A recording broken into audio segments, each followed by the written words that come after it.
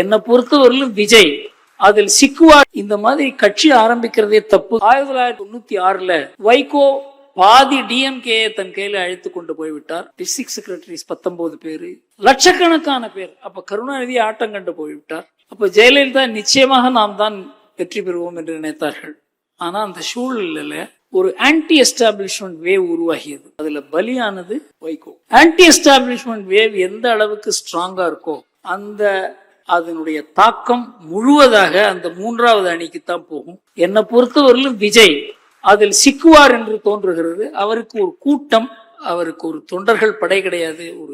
இங்க கரூர்ல நடந்ததுக்கு காரணமே ஒரு எஸ்டாப்ளிஷ்டு பொலிட்டிக்கல் பார்ட்டியில் இது நடப்பதற்கு வாய்ப்பு கிடையாது. போலீஸ்காரங்க தலைவர்கிட்ட பேசுவாங்க, டிஸ்ட்ரிக்ட் செக்ரட்டரி, டவுன் செக்ரட்டரி, அவங்களுடைய தொண்டர்கள் எல்லாம் ஒண்ணுமே கிடையாது, யாருமே தெரியாது. ஒரு முகம் தெரியாத ஒரு ஆயிரக்கணக்கான பேர், அவங்களை எப்படி போலீஸ் டீல் பண்ணுவாங்க?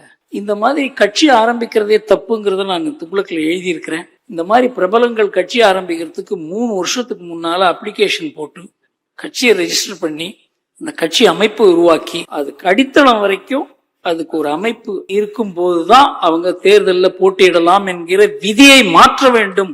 அப்பொழுதுதான் இந்த மாதிரி வக்கரங்கள்லாம் அரசியல்ல நடக்காது.